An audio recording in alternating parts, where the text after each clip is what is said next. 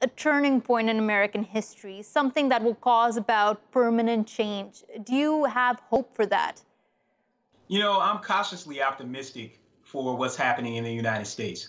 I think it's important for people to recognize that, to your point, Michelle, is that what happened in Minneapolis to George Floyd is part of a long history in the United States, a long history and also a recent history that's part of a continuum of police violence. That Black Americans are 3.5 times more likely than whites to be killed by police when they're not attacking, nor when they have a weapon. Black teenagers are 21 times more likely than white teenagers, 21 times more likely to be killed by the police. And a Black person in the United States is killed by a police officer every 40 hours.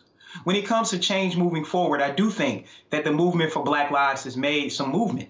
For one, these issues are being highlighted. We're seeing them caught on film, that people feel the need to interject themselves into these incidents. And I think without video, we might not even be having this conversation today, that the awareness might not have been raised in the United States. We know that body-worn cameras has increased. We know that implicit bias trainings have increased. But these solutions fall short. And one of the things that I've been arguing, particularly in a recent piece in Brookings, is I talk about that bad apples. Oftentimes people talk about police officers as bad apples. These bad apples come from rotten trees. And the rotten trees in law enforcement is imbued with systemic racism.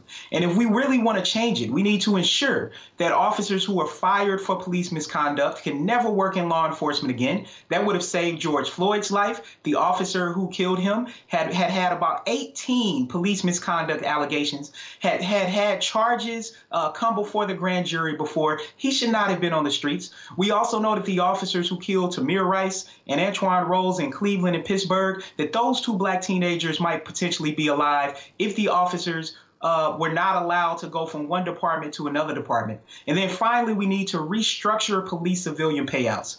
In the United States, when someone is wrongfully hurt or killed by the police, there is oftentimes a large civil payment. Those civil payments come from taxpayer dollars.